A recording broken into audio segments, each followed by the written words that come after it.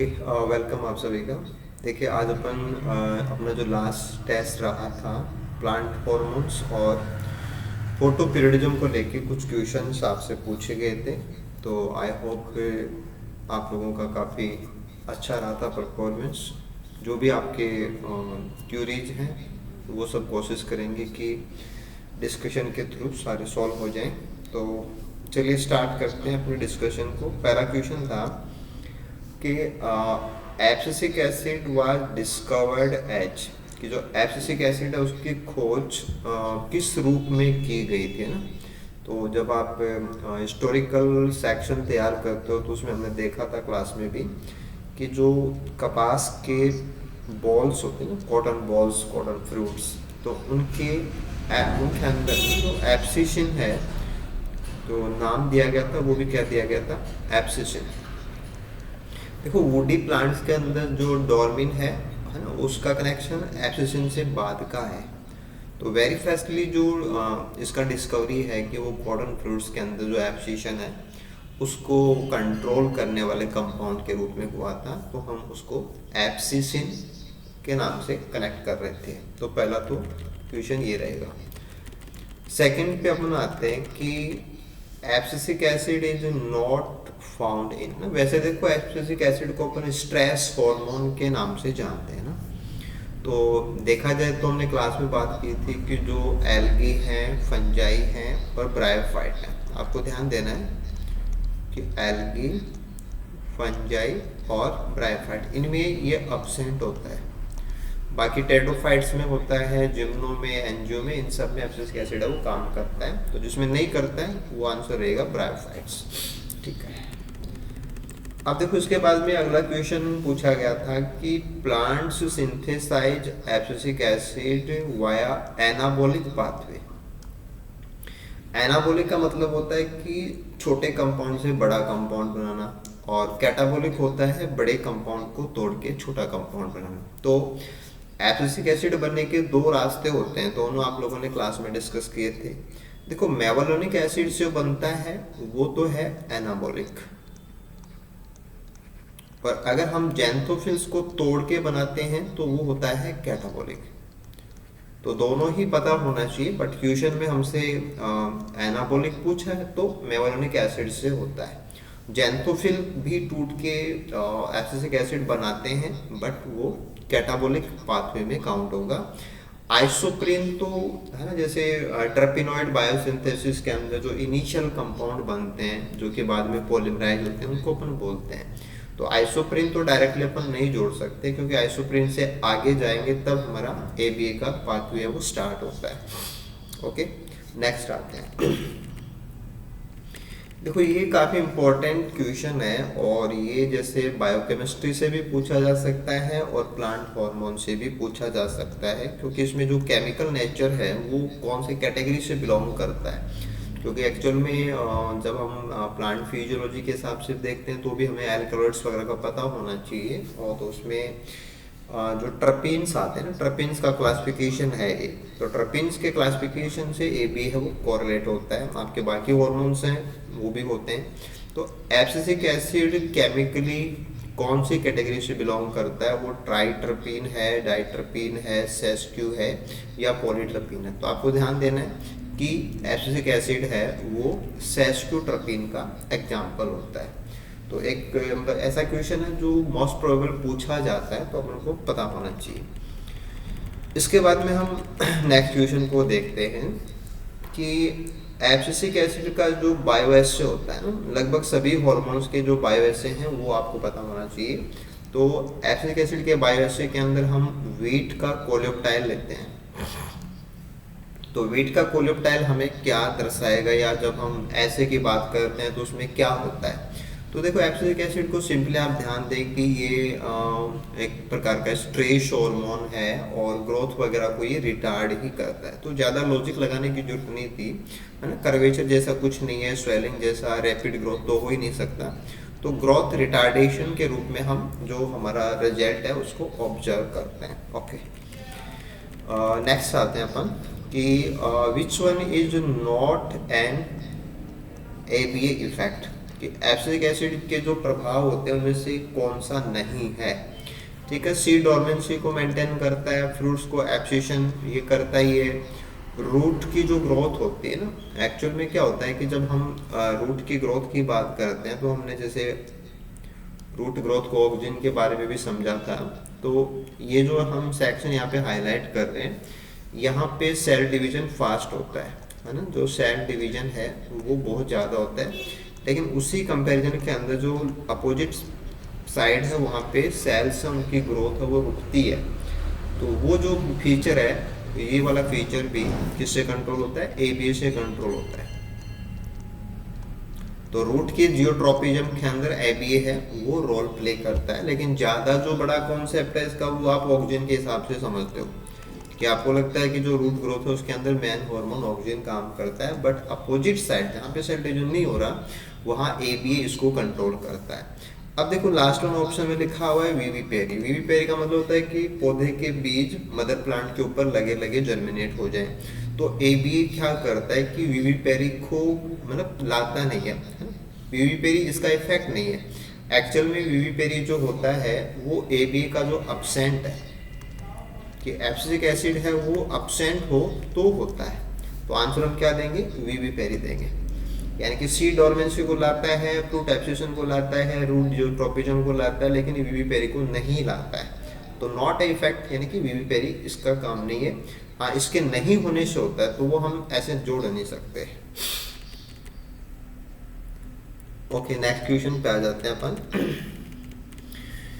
ये भी एक इम्पोर्टेंट सेक्शन अपना आप मान सकते हैं कि एक हाई लेवल क्वेश्चन है, जो ऑलमोस्ट ऐसा एक ज़्यादा इसका लेवल है कि अच्छा क्वेश्चन माना जा सकता है कि seeds contain highest amount of abscisic acid during. जैसे हम जानते हैं कि बीजों के अंदर एब्सिसिक एसिड है वो होता है, उसी की वजह से वो जर्मिनेट नहीं करते जब तक वो बाहर नहीं निकलता। तो बीजों में एब्सिसिक एसिड की हाईएस्ट अमाउंट कब होती है, तो आपको हमेशा ध्यान देना है कि जब एम्ब्रियोजेनेसिस आधे से बाद का चल रहा होता है ना, कि mid to late. Early embryogenesis, early mid ये सब आंसर नहीं होंगे। लेट डोर्मेंसी ये सब मतलब नहीं है। मिड से लेट एम्ब्रियोजेनेसिस के दौरान बीजों में एबीए की कॉन्सेंट्रेशन है वो हाईएस्ट होती है। ऐसे था कि what is not correct for ABA action. तो एब्सिसिक एसिड का एक्शन कौन सा नहीं है, या जहाँ पे ये लगता है कि एब्सिसिक एसिड का काम नहीं है, वो आपको ढूंढना है। देखो वुडी प्लांट्स के अंदर बड डोर्मेंसी को मेंटेन करता ही है, डोर्मेन के रूप में हमने इसकी बात क्लास में भी की थी, आपने पहला क्वेश्चन भी देखा था। Maintain soil seed pool for grasses. अब ये क्या होता है कि बीज जब जर्मिनेट नहीं होंगे तो वो मिट्टी में पड़े रहेंगे, और मिट्टी में पड़े रहेंगे तो उसको अपन बोलते हैं सीड पूल। तो डेजर्ट के अंदर जैसे बहुत सारे पौधे, उनके बीज कई सालों तक मिट्टी में पड़े रहते हैं क्योंकि वो जर्मिनेट नहीं होते। क्यों जर्मिनेट नहीं होते, क्योंकि एबीए उनके जर्मिनेशन को रोकता है। तो सॉइल सीड पूल को मेंटेन करने में एबीए का हाथ है। ऐसे अगर पानी की कमी होती है तो स्टोमेटा का जो क्लोजर है वो भी एबीए से कंट्रोल होता है। लेकिन जो बूसी प्लांट्स होते हैं, यानी कि जिनके अंदर बहुत सारी शाखाएं होती हैं, उनको अपन बूसी प्लांट बोलते हैं, उनमें बड डोर्मेंसी को लाने का जो रोल है वो एक्चुअल में ऑक्सीजन से हम इसको कनेक्ट करते हैं। तो ये चीज़ एबीए से कनेक्ट नहीं होती है, तो answer will be fourth one. Okay, इसके बाद में नेक्स्ट अपन बात कर लेते हैं कि डेजर्ट प्लांट्स के जो बीज हैं contain highest amount of ABA in. तो ये जैसे एबीए बीजों में पाया जाता है, जर्मिनेशन के साथ में हम इसको जोड़ते ही जोड़ते हैं कि जर्मिनेशन को रोकता है, लेकिन बीज के अंदर भी इसकी मात्रा सबसे ज़्यादा कहाँ होती है, तो वो आपको ध्यान देना है कि सीड कोट में होती है। क्योंकि क्लास में हमने देखा था कि पानी जब बीजों पे गिरता है तो एबीए उसमें से धीरे धीरे निकलता रहता है, इसलिए बीज हम वो बाद में जाके जर्मिनेट हो पाते हैं। तो सीड कोट में हाईएस्ट कॉन्सेंट्रेशन होती है। हाँ, नेक्स्ट क्वेश्चन भी बहुत ज़्यादा अच्छा क्वेश्चन आप मान सकते हैं। ये है कि कुछ प्रोटीन का नाम होता है लिया, एक्चुअल में इनका पूरा नाम होता है लेट एम्ब्रियोजेनेसिस अबंडेंट। जैसे अभी आपने क्वेश्चन में देखा था कि बीजों में कॉन्सेंट्रेशन है वो हाईएस्ट होती है जब हम मिड से लेट एम्ब्रियोजेनेसिस की बात करते हैं। ठीक है, तो जब एबीए बहुत ज़्यादा होता है उस समय पे कुछ प्रोटीन भी बीजों में बहुत ज़्यादा होती हैं और उनका नाम होता है लिया प्रोटीन। तो क्वेश्चन लिया प्रोटीन के हिसाब से पूछा जाता है। तो लिया प्रोटीन का रोल क्या है ना, आर हेल्पफुल टू, कि वो क्या काम करती है। देखो सीड जर्मिनेशन को रोकती है ना, डायरेक्टली ऐसा नहीं बोलेंगे आप। ये एक्चुअल में क्या होता है कि जब बीज पक रहे होते हैं या जब आप मिड टू लेट एम्ब्रियोजेनेसिस में जा रहे होते हैं तो वाटर है वो धीरे धीरे कम हो जाता है ना, कि बीजों के अंदर पानी की मात्रा कम होती चली जाती है। इमेच्योर के अंदर पानी बहुत ज़्यादा होता है और बाद में मैच्योरेशन की तरफ जाएंगे तो पानी की कमी हो जाती है। उसको अपन बोलते हैं डेसिकेशन। तो डेसिकेशन के अंदर जो प्रोटीन्स हैं वो डिस्टर्ब हो जाएं या जो बायोकेमिकल मैकेनिज्म्स हैं वो डिस्टर्ब ना हो जाएं, उसको रोकने के लिए कुछ, जैसे अपन चैपेरोन्स पढ़ते हैं बिल्कुल उसी प्रकार से एज चैपेरोन जैसा रोल होता है। तो लिया का काम होता है कि जो लेट एम्ब्रियोजेनेसिस का टाइम है या जब मैचुरेशन चल रहा है या जब डेसिकेशन हो रहा है उस समय पे एम्ब्रियो को प्रोटेक्ट करने का जो काम है वो लिया करता है ना। एबीए सिंथेसाइजिंग इन मैच्योरिंग सीड, ये इसका काम नहीं है। एक्चुअल में ये क्या है, खास प्रकार की प्रोटीन है जो सूख रहे बीजों के अंदर एम्ब्रियो को मतलब कि संभालने का काम करते हैं, इसलिए लिया इम्पोर्टेंट हो जाता है। ठीक है, नेक्स्ट अपन बात करते हैं ये अगला हार्मोन जो आपका था कि इथाइलिन से जुड़ा हुआ क्वेश्चन था कि इथाइलिन इंड्यूस्ड ट्रिपल रिस्पॉन्स है ना। ये क्लासिकल एक बायोएसे मेथड में भी हम पढ़ते हैं और इथाइलिन के जो रिस्पॉन्स है उसमें अपन ट्रिपल रिस्पॉन्स की बात करते हैं।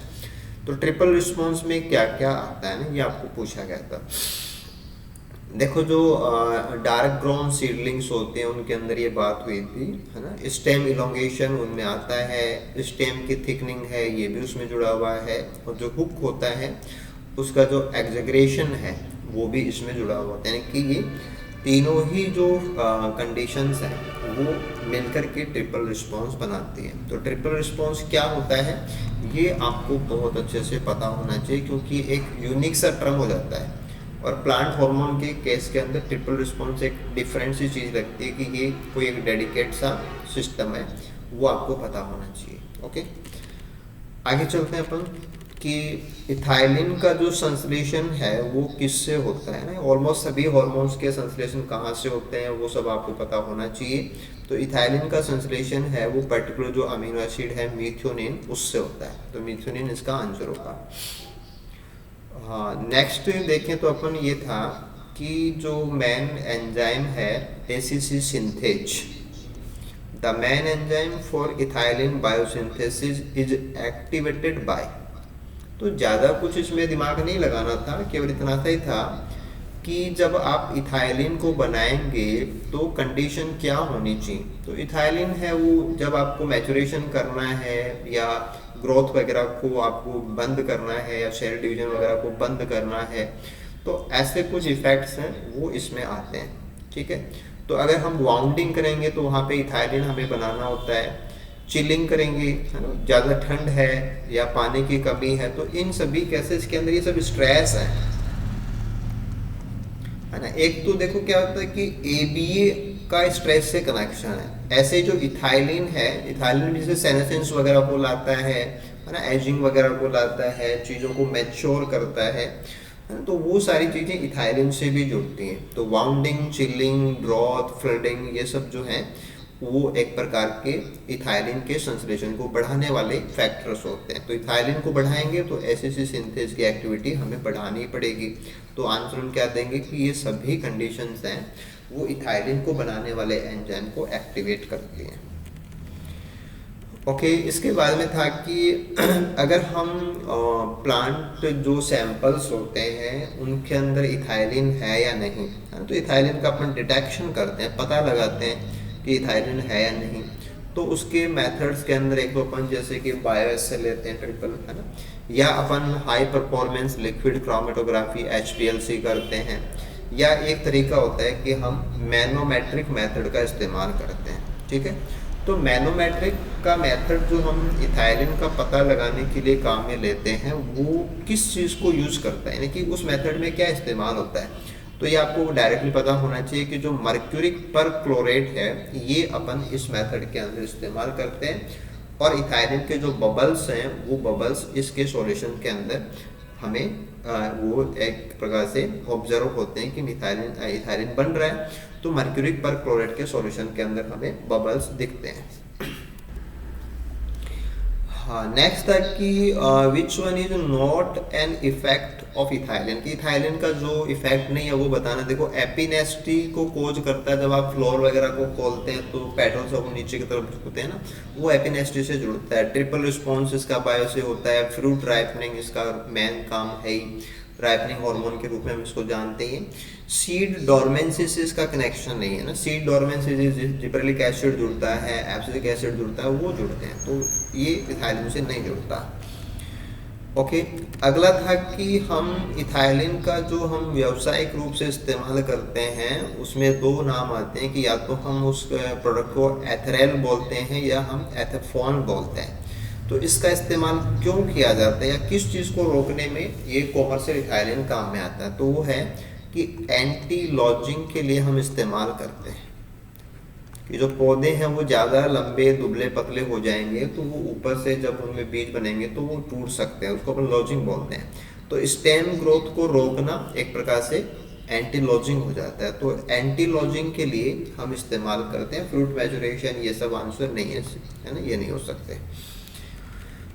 नेक्स्ट देखते हैं अपन, ये था कि इस जो सैलिसिलिक एसिड है इस सिंथेसाइज्ड फ्रॉम, सैलिसिलिक एसिड का जो संश्लेषण होता है वो देखा जाए तो जो फेनिल एलनिन जो अमीनो एसिड होता है उससे होता है। तो ये अभी हमने बात की थी कि आपको लगभग सभी हार्मोन्स कहाँ से बनते हैं वो याद करना है। नेक्स्ट था कि salicylic acid is not involve in, है ना, किसमें सैलिसिलिक एसिड है वो शामिल नहीं है। स्टोमेटा के क्लोजर में ये हेल्पफुल होता है।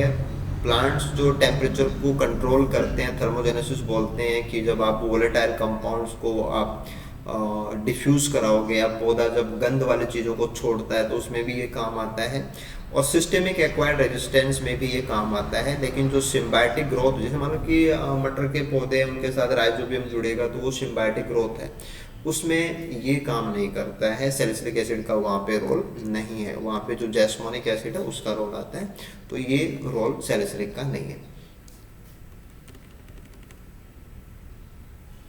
ओके, नेक्स्ट आते हैं अपन, ये था कि resistant plants spread pathogen specific resistance. जैसे एक पौधे के ऊपर कोई पैथोजन अटैक करता है तो फिर पड़ोसी पौधे में भी रेजिस्टेंस आ जाता है ना। ये सिर्फ आसपास के पौधों में रेजिस्टेंस का जो फैलना है वो किससे होता है, वो एक्चुअल में मिथाइल सैलिसिलेट से होता है। सैलिसिलिक एसिड का जो मिथाइलेटेड डेरिवेटिव होता है वो वाष्पशील होता है, और ये एक पौधे से दूसरे पौधे में जाके जो पौधे जो आसपास खड़े हैं जिनमें कोई इन्फेक्शन नहीं हुआ उनमें भी सिस्टेमिक एक्वायर्ड रेजिस्टेंस है उसको इंड्यूस करा सकता है। तो पीआर प्रोटीन तो इन्फेक्शन के रिस्पॉन्स में बनती हैं, जैस्मोनिक एसिड है वो अलग चीज़ है, सैलिसिलिक एसिड है वो भी अलग चीज़ है, लेकिन जो वोलेटाइल कंपाउंड है वो होता है methylated salicylic acid. Okay, next देखते हैं अपन, ये था कि which hormone plays important role for volatile emissions to attract pollinators. जब एक पौधा पॉलिनेटर्स को बुलाना चाहता है तो वो कुछ वाष्पशील जो गंध वाले कंपाउंड्स हैं उनको वो एमिशन करता है, उनको बाहर निकालता है, हवा में छोड़ता है। तो वहाँ आपको देखना है कि जो जैस्मोनिक एसिड है उसका रोल होता है, कि जैस्मोनिक एसिड यहाँ पे काम करता है। नेक्स्ट में देखें अपन कि पौधों को हर्बीवोर्स है वो ग्रेज ना करें, उसको अपन बोलते हैं एंटी ग्रेजिंग, कि पौधे नहीं चाहते कि उनको कोई ग्रेज करे तो उनमें एंटी ग्रेजिंग एडाप्टेशंस मिलते हैं। वो किसकी वजह से होते हैं, तो एक्चुअल में क्या होता है कि प्लांट्स हैं वो अपने जो वैक्यूल्स वगैरह हैं उनके अंदर ग्लाइकोसिनोलेट्स को स्टोर करते हैं, और जो ग्लाइकोसिनोलेट्स हैं ये एक्चुअल में जो हर्बीवोर्स हैं उनको एक प्रकार से डिटरेंट का काम करते हैं। डिटरेंट का मतलब है कि उनको रिपेल करती हैं, और जो ऐसा होता है ना जैसे टेस्ट जो आता है खाने में, जो टेस्ट आता है वो फिर कम हो जाता है, तो प्लांट्स को वो हर्बीवोर्स को ग्रेज करना फिर बाद में धीरे धीरे छोड़ देते हैं। तो ग्लाइकोसिनोलेट जो है वो एंटी ग्रेजिंग के लिए काम करते हैं। ओके, नेक्स्ट है कि which one is not connected with the role of jasmonic acid.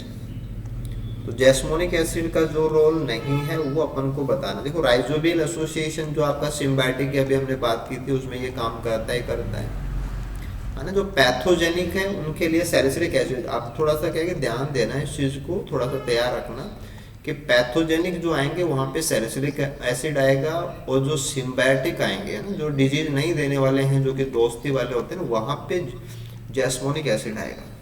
तो ये थोड़ा सा अंतर आपको पता होना चाहिए। प्रोटीनेज इनिबिटर सिंथेसिस इसको करता ही है, इंड्यूस सिस्टेमिक रेजिस्टेंस ये भी करता है। पीआर प्रोटीन, क्योंकि ये पैथोजन रिलेटेड प्रोटीन है तो इसका कनेक्शन किससे होगा, सैलिसिलिक एसिड से होता है, जैस्मोनिक से नहीं होता। तो आंसर क्या देंगे अपन, जो नहीं है that is fourth. Okay, next question में पूछा गया था कि what is not correct for systemin, है ना। एक तो देखो क्या है कि सिस्टेमिन फर्स्ट प्लांट हार्मोन है जो प्रोटीनियस नेचर का होता है, वो भी आपको ध्यान देना है। और सिस्टेमिन से जुड़ा हुआ जो नहीं है नॉट करेक्ट फॉर सिस्टेमिन, वो आपको बताना है। तो सिस्टेमिन का जो संश्लेषण, क्योंकि वो तो प्रोटीन है, थोड़ा सा अगर आप यहाँ पे ध्यान दें तो सिस्टेमिन क्या है कि प्रोटीन हार्मोन है, और लिनोलेनिक एसिड जो मेम्ब्रेन के अंदर होता है वो क्या होते हैं, लिपिड्स हैं। तो ऐसे इनका कनेक्शन ही नहीं है, सिंथेसाइज फ्रॉम लिपिड्स ये हो ही नहीं सकता क्योंकि तो प्रोटीन है। पेप्टाइड हार्मोन है, बिल्कुल सही बात है। सिस्टेमिक रेजिस्टेंस में काम करता है, बिल्कुल सही बात है। हर्बिवोर रेजिस्टेंस में काम करता है, ये भी सही बात है। तो बाय नेचर अगर थोड़ा सा आइडिया लगाएं तो अपन कर सकते हैं।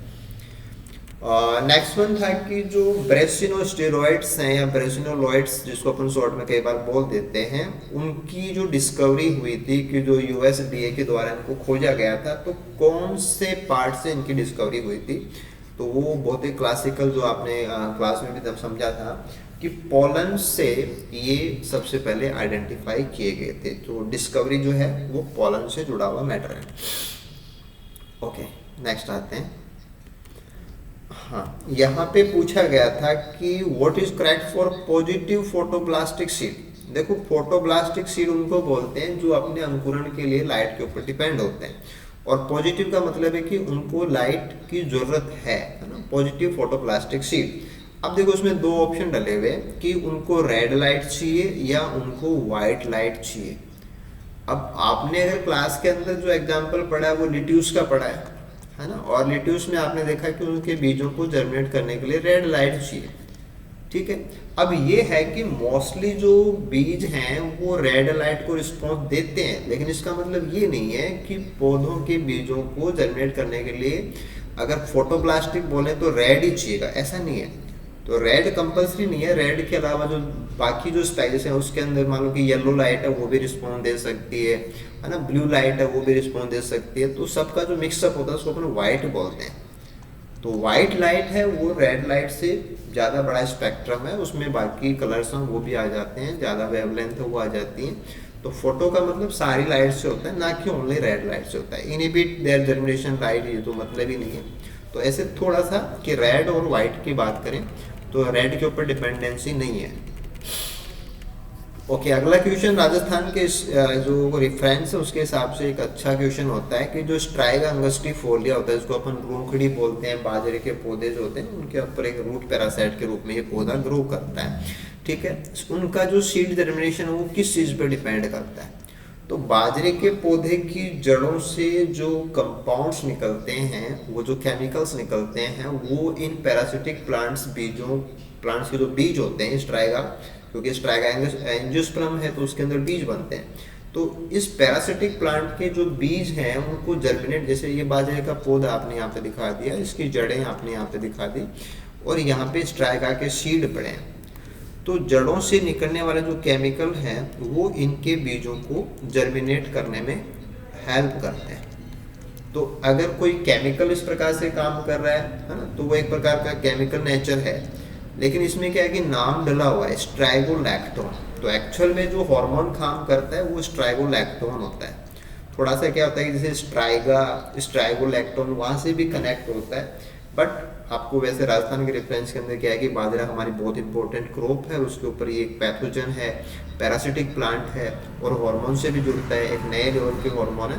तो स्ट्राइगोलैक्टोन यहाँ पे आंसर होगा कि है तो वो केमिकल, लेकिन एग्जैक्टली क्या है, स्ट्राइगोलैक्टोन। ओके, नेक्स्ट आते हैं। हाँ, ये क्वेश्चन भी काफ़ी इम्पोर्टेंट लेवल है कि बार बार पूछा जाता है, क्योंकि हम बीजों की जो वायबिलिटी है उसको टेस्ट करने के लिए एक मेथड काम में लेते हैं, उसको अपन बोलते हैं टीटीसी मेथड। ठीक है, अब टीटीसी मेथड के अंदर हम क्या करते हैं कि जो सॉल्यूशन यूज करते हैं उसमें हम बीजों को या जो एम्ब्रियो हैं उनको हम भिगोते हैं, और भिगोने के बाद में जो वाइबल होते हैं वो रेड कलर के, पिंक रेड कलर के हो जाते हैं। अब क्वेश्चन में ये पूछा गया था कि जो पिंक रेड कलर है वो कौन से कंपाउंड की वजह से होता है, तो इसका आंसर है कि जो ट्राइफेनिल जो टेट्राजोलियम अपन मेथड यूज करते हैं उसके अंदर जो कंपाउंड बनेगा वो बनेगा फॉर्मेजन, है ना। तो फॉर्मेजन के बनने की वजह से होता है। देखो NADH तो क्या होता है कि जो रेस्पिरेशन कर रहे हैं, जो जिंदा है वो रेस्पिरेशन कर रहे हैं, उसमें NADH है, वहाँ से इलेक्ट्रॉन मिलते हैं, और वो इलेक्ट्रॉन क्या करते हैं कि जो हम टीटीसी काम में लेते हैं उसको वो कन्वर्ट कर देते हैं फॉर्मेजन के अंदर। तो टीटीसी का कोई कलर नहीं होता, फॉर्मेजन का रेड कलर होता है। तो रेड कलर का जो कारण है वो फॉर्मेजन है। ओके, ऐसे ही एक क्वेश्चन पूछा गया था कि जो इम्पैक्शन मेथड होता है वो क्या काम आता है या वो किस चीज़ को डिस्टर्ब करता है। तो होता क्या है कि जो कुछ बीज जो कि काफ़ी हार्ड बीज होते हैं उनमें पानी की एंट्री के लिए जो स्टोफाइलर एरिया होता है उसके ऊपर कुछ प्लग्स लगे रहते हैं। जब तक वो ना हटे उन बीजों में पानी है वो नहीं जाएगा और वो इम्बाइबेशन नहीं कर सकते और वो डोरमेंट बने रहेंगे। तो उनके जो स्ट्रोफाइलर प्लग्स होते हैं उनको हटाने के लिए बीजों को बहुत तेज़ी से ऐसे ऐसे सैक करते हैं। तो सैक करेंगे तो क्या होगा, वो आपस में रगड़ेंगे और रगड़ने से उनके जो स्ट्रोफाइलर प्लग्स हैं वो हट जाते हैं और फिर पानी उनमें चला जाता है। तो डोरमेंसी जो होती है ना, सीड कोट की वजह से जो डोरमेंसी उनमें आ रखी है उसको डिस्टर्ब करता है ना। एम्ब्रियो से कोई कनेक्शन नहीं है, ऑक्सीजन से कनेक्शन नहीं है, एबी से कनेक्शन नहीं है। फिजिकली बीजों का जो आवरण है उसके ऊपर जो प्लग्स जो कि पानी की एंट्री को रोक रहे थे वो अगर अपन जोर जोर से इनको रगड़ेंगे तो वो हट जाएंगे। उसी को अपन इम्पैक्शन बोलते हैं। हाँ, नेक्स्ट देखेंगे अपन कि what is not related to stratification. देखो, स्ट्रैटिफिकेशन का मतलब होता है कि आप कोल्ड का ट्रीटमेंट दोगे कि जो बीज हैं उनको बहुत ज़्यादा जो चिलिंग टेम्परेचर है उसमें रखेंगे और उसके बाद में वो जर्मिनेट कर जाते हैं।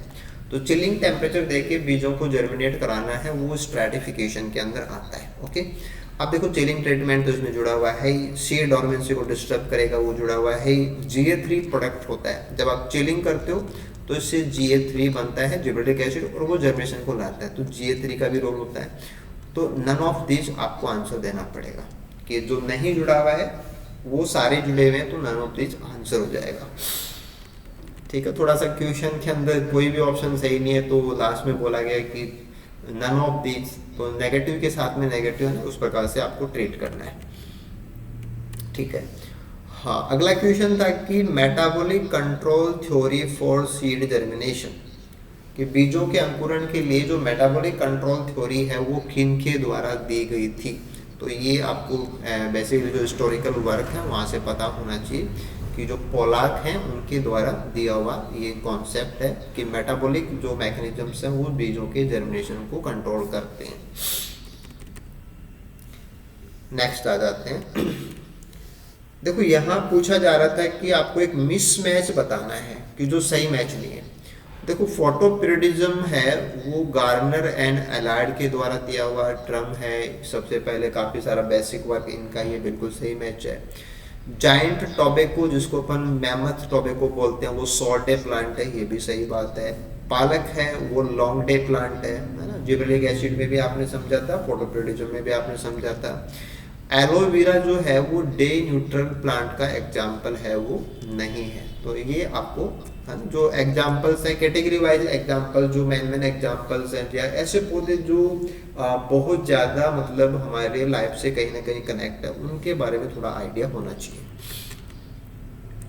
हाँ, ऐसे आपसे पूछा गया था कि जो फोटो पीरियड की लंबाई होती है या फोटो पीरियड कितना चाहिए, उसकी कैटेगरी के अकॉर्डिंग एक क्लासिफिकेशन है जो कि लैंग के द्वारा दिया हुआ है। तो लैंग ने प्लांट्स को फोटो पीरियड की नीड के आधार पे 5 ग्रुप्स में डिवाइड किया था।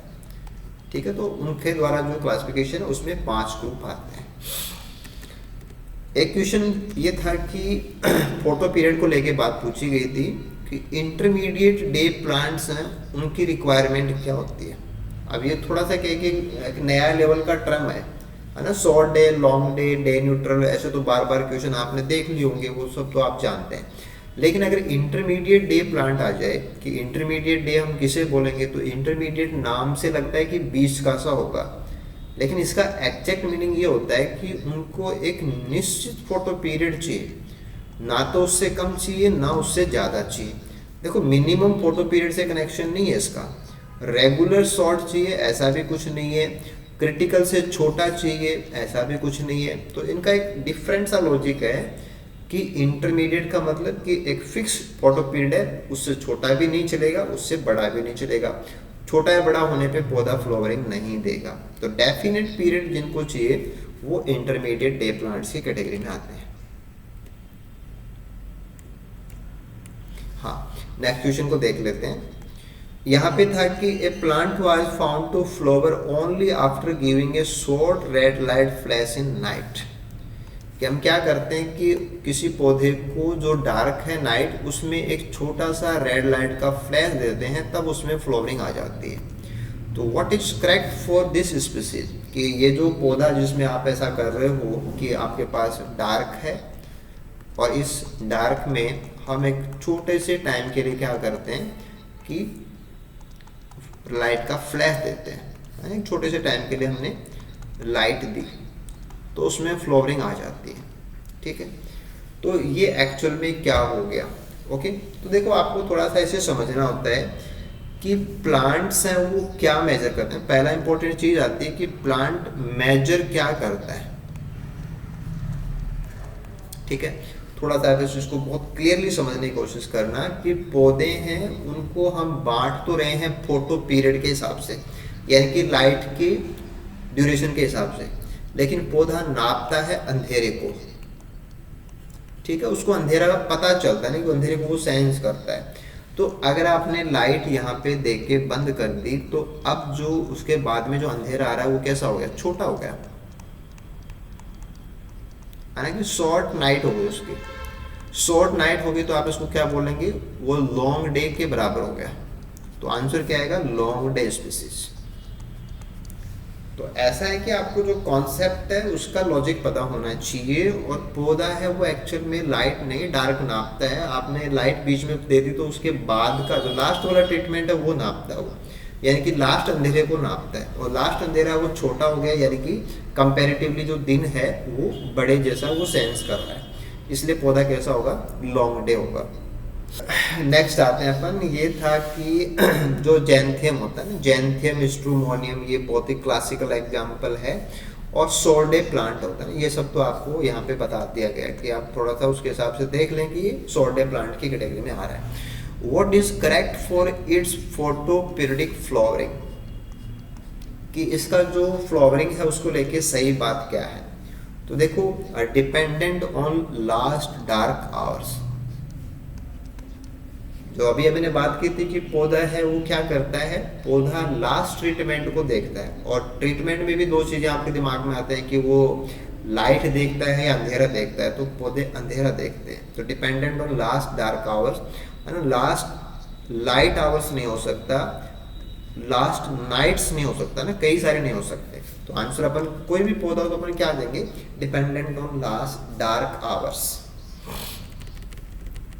ठीक है, इसके बाद में पूछा गया था कि what which plant part is important to sense photoperiod stimulation, कि बिल्कुल सही मात्रा में अगर हम कोई फोटो पीरियड किसी पौधे को उपलब्ध करा रहे हैं तो फोटो पीरियड का जो स्टिमुलेशन है वो पौधा कहाँ से लेता है। तो उसका आंसर है कि जो मैच्योर लीव्स होती हैं, लीव्स में भी आप ध्यान देना कि जो बिल्कुल से मैच्योर लीव्स हैं वो फोटो पीरियड को सेंस करती है। और पौधे के पास मान लो कि 50 पत्तियां हैं तो 50 में से अगर सिंगल लीफ को भी ये ट्रीटमेंट मिल जाता है तो पौधा फ्लावरिंग दे सकता है। यानी कि आप ये भी ध्यान देंगे कि पौधे की सभी पत्तियों को स्टिमुलेशन मिलना जरूरी नहीं है, सिंगल मैच्योर लीफ को अगर स्टिमुलेशन मिल गया तो पूरा पौधा फ्लावरिंग देने लग जाएगा।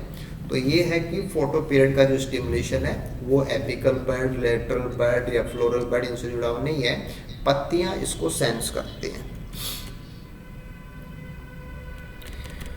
ठीक है। नेक्स्ट क्वेश्चन भी लगभग ऐसा ही क्वेश्चन था, थोड़ा सा मॉडिफाई करके पूछा गया था कि what is correct for a plant not flowering under suitable photoperiodic condition, कि आप किसी पौधे को क्या है कि सुटेबल कंडीशन दे रहे हो, उसके बावजूद भी वो फ्लावरिंग नहीं दे रहा, तो ऐसा कब हो सकता है कि उसमें बर्ड्स नहीं है, या उसमें फ्लावर्स नहीं है, या उसमें पत्तियां नहीं है। तो ज़्यादा करेक्ट जो है कि आप टॉपिक के हिसाब से अगर आंसर देने की कोशिश करें, तो अगर आपके पास कोई पौधा ऐसा हो जिसमें आपने बर्ड्स ले रखी हैं लेकिन उसमें पत्तियां नहीं है, तो वो नहीं देगा, क्योंकि स्टिमुलेशन है वो पत्तियों से लिया जाता है, तो पत्तियां होनी जरूरी है।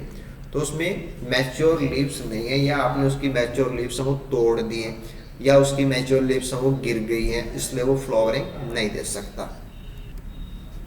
ठीक है ना, नेक्स्ट चलते हैं। जी sir.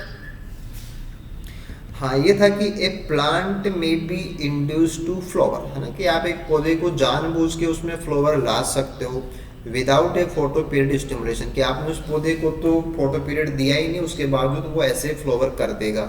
What is not working for it, तो ऐसा है ना कि बिना लाइट दिए या बिना फोटो पीरियड दिए हम उसमें फ्लावरिंग करा सकते हैं, तो उससे कौन जुड़ा हुआ नहीं है। देखो, स्टेम की ग्राफ्टिंग करेंगे, जिसको फोटो पीरियड मिल गया उसको, जिसको नहीं मिला उस पर लगाएंगे तो उसके अंदर भी फ्लावरिंग है वो आ जाएगी।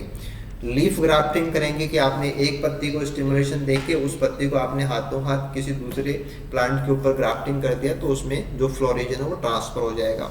अगर आपने फ्लोएम का सैप है वो किसी दूसरे पौधे में डाल दिया, क्योंकि जो स्टिमुलेशन है उससे फ्लोरिजन बनेगा, फ्लोरिजन है वो फ्लोएम में आता है, तो उसमें भी हो जाएगा। अगर आप फ्लोवर की ग्राफ्टिंग करेंगे तो वो काम नहीं करेगा, है ना। स्टेम की ग्राफ्टिंग है, लीफ की ग्राफ्टिंग है, या आप फ्लोएम का जो रस है जिसमें कि फ्लोरिजन है वो सीधा किसी पौधे में इंजेक्ट करा दें तो फ्लावरिंग आ सकती है। और नेक्स्ट था कि जो डिस्कवरी है, कि डिस्कवरी को लेके क्वेश्चन था कि जो चैल्जचन है उनकी डिस्कवरी किस चीज़ को लेके हुई है, तो उन्होंने फ्लोरिजन को डिस्कवर किया था, कि जो फ्लोरिजन फ्लावरिंग के लिए जो इम्पोर्टेंट हार्मोन है एक प्रकार से फ्लोरिजन, उसकी डिस्कवरी से जुड़ा हुआ इनका वर्क रहा है।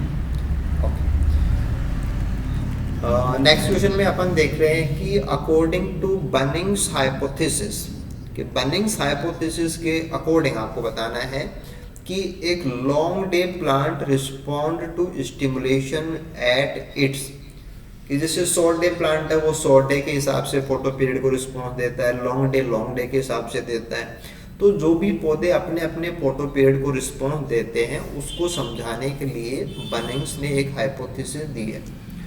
उस हाइपोथेसिस के अकॉर्डिंग क्या होता है कि पौधों के अंदर जो इंटरनल क्लॉक होती है उसमें दो फेज होते हैं। एक होता है जब वो लाइट को कोरिलेट करता है, एक जब वो अंधेरे को कोरिलेट करता है। तो फोटोफिलिक स्कोटोफिलिक ऐसे दो फेजेज उन्होंने बताए। तो अब देखो, जो लॉन्ग डे प्लांट है ना, दिन की जो लंबाई है ना, दिन की लंबाई जो है वो फोटोफिलिक फेज में सेंस की जाती है। अब यहाँ जाके आपको वो जो कॉन्सेप्ट है वो रिवर्स हो जाएगी, है ना। जैसे अपन कहते हैं कि वो तो केवल अंधेरा नापता है, लेकिन इस हाइपोथेसिस के अकॉर्डिंग आपको क्या बताना पड़ेगा कि अगर आप दिन की बात कर रहे हो तो वो फोटोफिलिक से कोरिलेट होगा, अगर आप नाइट की बात कर रहे हो तो वो स्कोटोफिलिक से कोरिलेट होगा। तो आंसर अपन क्या देंगे, ऑप्शन नंबर 1 देना पड़ेगा। ठीक है, इसके बाद में अगला क्वेश्चन देखते हैं कि व्हाट इज करेक्ट फॉर एंथेसिन्स, कि एंथेसिन्स को लेके जो फ्लावर की जो ओपनिंग होते हैं, जब पुष्प का जो खिलना होता है उसको अपन एंथेसिस बोलते हैं, और वहाँ के लिए जो स्पेसिफिक हार्मोन जो कि टर्म दिया गया था उसका नाम है एंथेसिन। तो एंथेसिन को लेकर के सही बात अपन को बतानी है कि इंड्यूस फ्लोरिजन सिंथेसिस, तो इंड्यूस नहीं है, फ्लोरिजन खुद एंथेसिस को बनवाता है, ये है मेन बात। तो फ्लोरिजन पहले बनेगा, एंथेसिन बाद में बनेगा। इंड्यूस GA3 सिंथेसिस नहीं, GA3 से दोनों बनते हैं, फ्लोरिजन भी और एंथेसिन भी, तो ये भी गलत हो गया। Induce by short day, yes, anthesin को बनाने के लिए शॉर्ट डे कंडीशंस है वो काम करती हैं। जिबरलिक एसिड को बनाने के लिए जो लॉन्ग डे कंडीशन है वो काम करती है। ठीक है, तो ये भी आपको पता होना चाहिए। तो जब आप क्वेश्चन कर रहे हैं एंथेसिन की बात कर रहे हैं तो शॉर्ट डे कंडीशंस है वो इसको बनवाती हैं। तो आंसर विल बी थर्ड। ठीक है, ये एक बहुत ही सिंपल सी बात आपसे पूछी गई थी कि जो डार्क ग्रोन, अगर हम अंधेरे में बीजों को उगाएंगे तो वो ईटियोलेटेड यानी कि पतले लंबे दुबले से हो जाते हैं, पीला कलर होता है उनका, पैल ग्रीन, तो उसको अपन ईटियोलेटेड बोलते हैं। तो वो किस चीज़ का एग्जाम्पल है?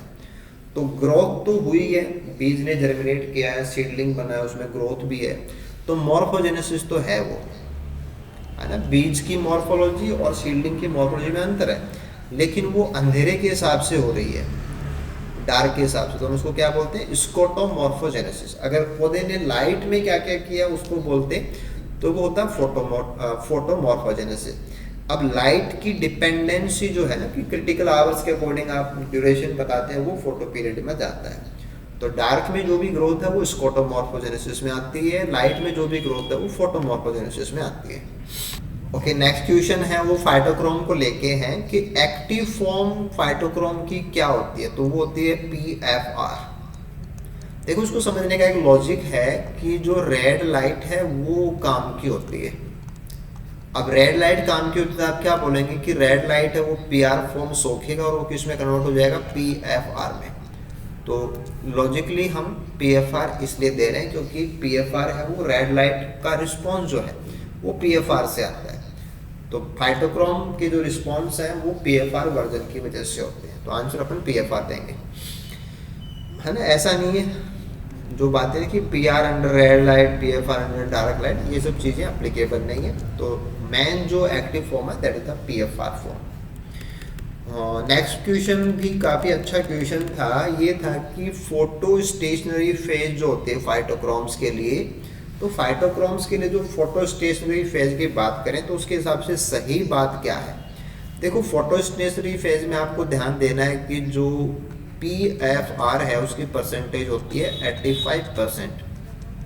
तो जब PFR 85% होता है तो PR फॉर्म है वो कितनी होगी? 15% होगी। तो आंसर क्या देना पड़ेगा अपन को? PR = 15%, क्योंकि दोनों इंटर कन्वर्जेबल हैं। तो अगर 85% PFR है तो 15% क्या है? PR वर्जन होता है। ठीक है, अगला क्वेश्चन भी एक लॉजिकली जैसे थोड़ा सा पता होना चाहिए कि अपन एक तो सिंपल सी बात ही जानते हैं या थोड़ा सा डिटेल पता होनी चाहिए कि व्हाट इज करेक्ट फॉर फाइटोक्रोम्स, कि फाइटोक्रोम्स के लिए सही बात क्या है। देखो, PR absorbs red light only, तो रेड लाइट तो सोखता है लेकिन ओनली को लेके गलत है। PFR absorb far red light only, तो ये ओनली को लेके गलत है। PR फॉर्म है ये भी दोनों लाइट को सोखता है, PFR फॉर्म है ये भी दोनों लाइट को सोखता है। तो अगर PFR के लिए आता तो भी सही हो जाता। तो दोनों ही फाइटोक्रोम दोनों ही लाइट को सोखते हैं, लेकिन ज़्यादा जो है जैसे PR रेड को सोखता है, PFR है वो फार रेड को सोखता है। तो मोस्टली अपन जो पढ़ते हैं कि PR रेड को सोखता है, उतनी बात नहीं है। वो PR फॉर्म फार रेड को भी सोखता है। ऐसे PFR है वो रेड को भी सोखता है, लेकिन उनकी अमाउंट बहुत कम होती है, बट वो सोखते हैं। तो आंसर अपन क्या देने वाले हैं? थर्ड वन, कि ज़्यादा करेक्ट है कि PR है वो रेड को मैक्सिमम सोखता है, लेकिन थोड़ा बहुत PFR को भी वो लेता है और इंटरचेंज होता है। इसीलिए तो हम कभी भी 100% कोई सा भी फॉर्म प्राप्त नहीं कर सकते। तो ऐसे अपन ने देखे कि हमारा जो एक तो कुछ हॉर्मोन्स थे उनके क्वेश्चन रहे थे और फोटोपीरियडिज्म को लेके क्वेश्चन रहे थे। टॉपिक वाइज बात करें तो जो बेसिक लेवल जो होता है क्वेश्चंस का, थोड़ा सा उसके आसपास के सारे क्वेश्चन थे, ज़्यादा कोई कॉम्प्लेक्सिटी किसी भी क्वेश्चन में नहीं रखी गई थी। क्लास बेस्ड सारे क्वेश्चन थे, अपने क्लास में जितनी भी चीज़ें अपने डिस्कस की हैं उनसे थोड़ा बहुत कोई क्वेश्चन है वो एक्स्ट्रा आपको मिल गया होगा। बाकी यहाँ से आपको काफ़ी सारा जो एक होता है ना कि पिन पॉइंट कि आपको ये बातें पता है तो आप उस टॉपिक के क्वेश्चन हैं वो कर देंगे। तो आई होप ये डिस्कशन वो सारी चीज़ें आप लोगों के लिए फुलफिल कर देगा। Thank you so much.